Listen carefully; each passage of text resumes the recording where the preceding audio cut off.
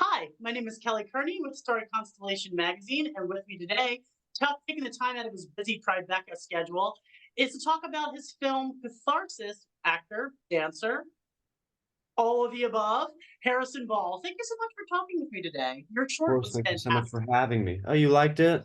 Oh gosh, it was my favorite short of the festival, I think. I haven't watched all of them yet, so I don't want to say that about every short because I plan on watching all of them. But yeah, I really loved it. It was so dark and you can feel that cathartic exhale. But we'll get to that. We'll get to that.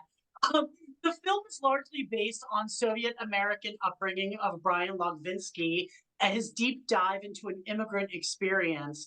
You play Alex, a Russian professional dancer living in New York, who is solely responsible for sort of the financial security of his aunt Anya and also himself. Uh, and Aunt Anya, by the way, played by the fantastic mother of punk in all of New York, Deborah Harry. What kind of advice and direction did you get from Brian on bringing this character to life and the frustrations and the stresses that Alex was under? Well, Brian really gave me a lot of artistic license because 2 months prior to my retirement from New York City Ballet's principal dancer, Brian showed me the script written about a dancer leaving a ballet company. So there wasn't a whole lot of digging that had to be done to elaborate this character. Although Alex is completely different from me, completely. Um, Well, he how is he different? I mean, the similarities are true. You both are dancers. He's going through sort of this tumultuous. Should I continue? I don't want to. You recently were added to the New York Ballet. Then you went through I'm going to step away from that and concentrate on something else. So those two things are very alike. But how are you different? I'm not that angry. And I was never that confused and never that tortured. But I I find him, yeah, he's extremely dark and he's very complicated and he has a lot of kind of unfortunate circumstance in his life. I think I've definitely had my fair share too. But I was always a little bit more sure. So, it wasn't a stretch for me in the sense that I feel very confident performing. I really love performing. That's my vocation. It's what I've always done. I've been on stage since I was 4. Um, yeah, I mean, you're right. There are a lot of similarities in terms of what was going on, but I guess like that was just like all I needed to work from. The fact that Mhm. I could relate to him and empathize with his choices and what it feels like to kind of be confused about, is this what I should be doing? That I could really pull from, and that's really all I needed to have to access the character. Brian just, I think, recognized that we were completely new to this medium, so it was really kind of us helping each other, and really, Brian was very he put a lot of confidence in my instincts about what it would be like for a dancer, so like I said, it's like I have a lot of experience being a dancer, clearly. So I started with that, and then I just imagined what it would be like for somebody like him in my situation. And I've seen a lot of dancers kind of go through this, so I had a lot of reference points. Well, what was so captivating for me about the film was I was watching this and I felt like Levinsky's attention to detail was so precise. There are shots of you in black and white in the beginning when you're dancing, and it felt like he was Michelangelo and you were his David. Every single muscle movement was like smooth porcelain. It looked just so perfect. So, how much input of that did you have? Was he just staying behind the camera?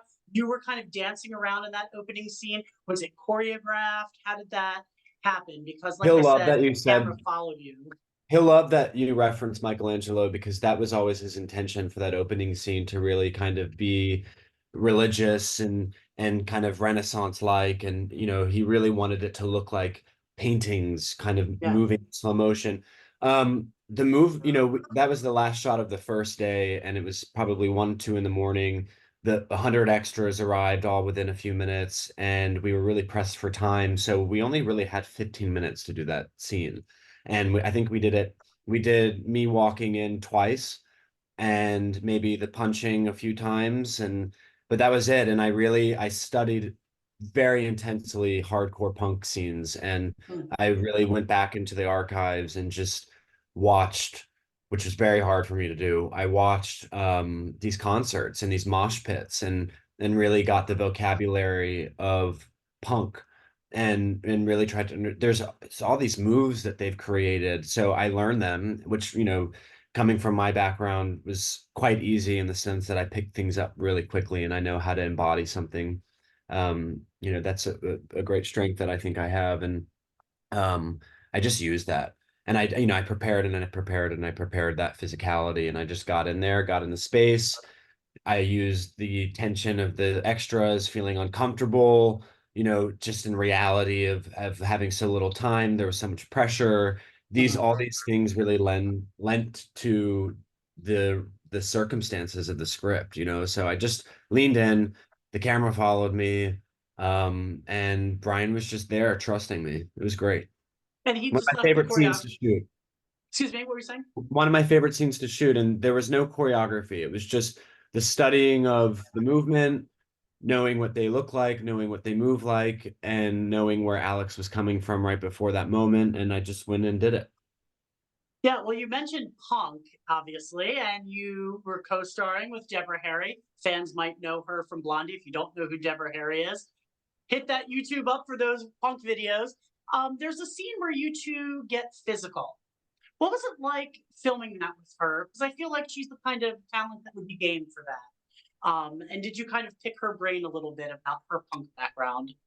Debbie has become a really great friend of mine, a little bit prior to the film, and she was just such a great mentor for me, and we really have great chemistry as people, and I think that came onto the set with us. And there were like a couple of choices that I made that didn't make it into the film, because actually that scene was written about 7 pages long, Oh wow. and to cut it to about two, because obviously it was short, it's so complicated, which we didn't really realize that to keep some general sense of pacing, things have to be at the right amount of time. And that scene really kind of trumped the film, for better or for worse. And I wish it was longer. Maybe we'll get that in a feature film if we ever get there. But Debbie, there was a funny moment I remember where I snapped at her and she really jumped back in the seat, and I think we might have put it in there, and we cut, and she said, "Oh, gee, you really scared me, kiddo."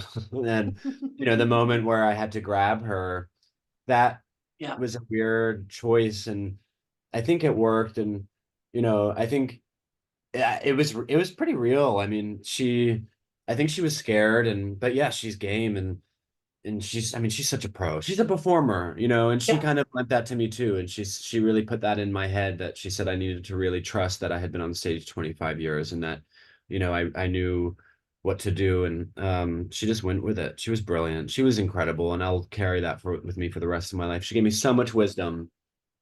That's fantastic. The final scene, you mentioned the first scene and how it was your favorite scene to film, but the final scene was, I think, up there with me on my favorite scenes. It felt like the ultimate catharsis. It was like an exhale. After 60 minutes of like this tension and this building world of inside of him grappling with each other, and then the dance in the streets of Manhattan. How long did that scene take to film? That scene was incredibly frustrating because, I think we shot over 5 days. We did a day of pickup, and I obviously am in every single shot. So I was on camera 12 to 17 hours a day. And, most of our scenes were in the evening. So I would wrap probably around 6 or 7 o'clock every morning. And that was pretty tremendous for me. Although I'm used to working those hours ish, it was really Right. challenging. And I had been shooting all night, and I did some alley scenes at 2 in the morning, and I was using my car in the city, so we're just driving around, and I had some friends with me and my husband and some of the producers, and I we got to Delancey, and I knew the scene was coming up, and I knew it mattered because this was the last scene of the movie, and it was appropriate that it was the last shot. But I was so angry, like I had just been living in this character day in and day out, and it was hard for me to kind of take him off. Hmm. And we got to Delancey, and we were pressed for time because we had to sync it with the sunrise. So like I didn't have a whole lot of time to do this, and I remember poor Brian. I think I yelled at him and I said, "I'm not dancing." I said, I'm not dancing. And I, in the morning around 4 o'clock, somewhere on some back road in the Lower East Side, I tried to improvise something and it wasn't coming out of me. So I was getting even more frustrated because I just was like, shit, like this isn't gonna work, and I felt this big pressure. So I thought maybe the choice was just to do very little and let the edit create the catharsis. And then we got there and there were all these pigeons and bikes going by and the crew, there was we had a huge crew. I mean, it felt a massive, like massive little short, and everybody was standing on the side. My partner turned to me and he mouthed to me, just have fun. And I wanted to kill him for saying that. And I started walking and these birds started to fly and I lifted my arms and that was really spontaneous. And then I just started to run and then they liked that shot. So we did that a couple times. And, then the sun was coming. So we really had to get moving. And I just kept to that moment of running. And then I just felt so claustrophobic and frustrated. So I just jumped and then I kept jumping and they liked that. So we did that maybe 2 times. And then there was this whole kind of argument about where the last dance scene was going to be. And I Mhm. disagreed with people. And, so there was that whole kind of thing that happens on a set where we have very little time and we have to negotiate. But, I just kind of held my ground and really firmly believed I needed to be in this one location. And there was no music. There was Oh, no real idea. I had people screaming at me on the street because I was in the way of all the commuters. I mean, it was really everybody that was there was really there. There was hundreds of cars. I mean, it was like the city just woke up and this was happening, and all I wanted to do was go to bed. And I just kind of closed my eyes and just started. And I think it turned out nicely, and I'm happy with what I did. And nothing was really planned. It was all just there, no choreography, just improvising. so did you have to reset up a few times for the shot for the birds when you were running through it? Because, like you said, in the city, it's just coming alive. It's the city has a heartbeat of its own. It's kind of its own character, and you kind of have to ride that wave, whichever way she wants to take you. The crowds, the cars, the pigeons. And you said that you just ran through them and they flew up. But I'm assuming you had to shoot that a few times. Did you have to keep waiting for the birds to kind of settle before you could reshoot? Well, there was luckily a lot of crap on the ground that they wanted to eat. So, when I busted through them like addicts, they just went straight back. So there wasn't too much faffing about in that regard. Well, you got lucky because I thought that that was such the birds like kind of flying in front of you felt like that exhale. And then you bursting through that crowd and just really kind of dancing your heart out just felt like the release of all of that air It was until it was all raw. I gone. mean, if you really look, there's also a piece of toilet paper on my foot, and I don't know where that came from because I definitely didn't go to the bathroom. But I mean, it was like I was a mess. Like I had Yeah. been doing it for 5 days straight. Like I really was like, I think where that character was. So in a lot of ways, I learned a lot about acting, just by being a part of this process and getting to spend a lot of time with the footage and kind of seeing where the edit ended up. It informed me a lot. I mean, it's funny. I've heard actors kind of say this, whatever roles you get are kind of what you need in that moment, if you can avail yourself to those opportunities, if they come also. And I got lucky and, it was like something I think this film I'll carry with me as information for the rest of my life and kind of a really great training arena for what's to come. Oh, yeah, I think that's I hope that you get a lot more parts from this because I thought you were my mind was immediately onto you. And like I said, it reminded me of the Statue of David, how precise even the muscle movements were in this. I just really was captivated by your performance. We have to talk about Dr. Lychee though, in that whole scene, that mind melting kind of contraption thing that was placed on your head. It was scary, and it really reminded me of another Alex from A Clockwork Orange. So Oh, was that in anybody's mind when you were is doing his that? name Alex? Oh Yes. my gosh, I don't think that was intentional at all. Yeah, and Wow. he sort of goes through a similar, like, discovery of who he is in a violent manner. So when I didn't really think about that as I was watching until that scene, and then I was like, oh, Brian really, that was a big important thing for him, that hypnosis scene. And it's unfortunate that shorts are so short because that also I think was about 6 pages in the script. And the going into the the hypnosis and his dreamscape took a lot longer. Yeah. There was a countdown from 10, and I think in this edit we've got about three countdowns. And so that scene was much, much larger. And, I think also for the sake of entertainment, we needed to get him in some place quickly, and I think the only feasible way really to do that was to have him drugged and to have him kind of, strapped down. You can't really see, but um, I don't think that made it into the edit, but he is strapped down into the chair, and that was like a Hmm. whole scene. And that, yeah, I mean, it's crazy. It's such a crazy, crazy scene. When they put that thing on your head, because it was it looked like a torture device. Was it really uncomfortable to wear? And how long did you have to wear it while you were acting in that I scene? did that scene for maybe 4.5, 5 hours, and it was the first shot that we did of the whole film. And we were in this dilapidated building on 34th Street next to the Empire State Building, and it was hot as hell. And I was really there. It was a BDSM mask actually that the set designer had actually redesigned kind of brilliantly, I thought. And it was extremely uncomfortable. But I stayed with it because I thought this is the scene. So I just let it be uncomfortable and I tried not to take it off, and I tried to allow I tried to trust that I wasn't gonna die. But I definitely felt like I was suffocating and claustrophobic, and I really didn't want to be in that room. I really didn't want to be in the chair, but I thought to myself, that's what the scene is, so just go with it. Well, what do you hope lingers with people? Like I said, the imagery lingered with me. What do you hope lingers with viewers on this watch and they take with them after the credits roll?